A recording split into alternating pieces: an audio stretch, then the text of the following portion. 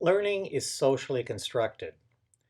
What that statement means to me is that we clarify what the learning is for ourselves and for our students through a sustained, substantive, and collegial dialogue. In the higher education community, we wrestle together with and build consensus about what students need to learn. What do they need to learn to be engaged and productive participants in all levels of society, as well as how do we want to reshape or transform society for the better through what our students learn at Bakersfield College? We figure that out through a sustained, substantive, and collegial dialogue about student outcomes, student equity, academic quality, institutional effectiveness, and continuous improvement of student learning and achievement, to quote one of the most important accreditation standards. Learning is socially constructed means that the community decides what needs to be learned. It is not imposed on us from on high in top-down edicts, nor is it an impersonal objective law of nature. The community decides. The community determines the reality in which we live and work. Referring back to our accreditation standards, they describe who the community must include in that social construction of learning. Leaders of excellent institutions create and encourage innovation by supporting administrators, faculty, staff, and students, no matter what their official titles, in taking initiative for improving the practices, programs, and services in which they are involved. Excellent institutions have policies that make provisions for student participation and consideration of student views in those matters in which students have a direct and reasonable interest. The consensus building of determining what students need to learn needs to include students in the dialogue. The community examines the assumptions we make in what the outcomes mean and how the academic and co-curricular activities fit together. Including students in the dialogue enables us to figure out how to communicate the meaning of the outcomes and how the pieces fit together in an understandable way to the students so that they can see the why of the various steps of the path, especially the general education part of their program.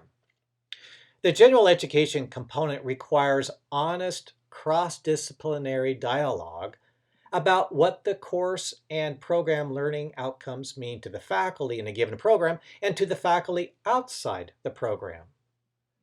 We don't do this in a vacuum.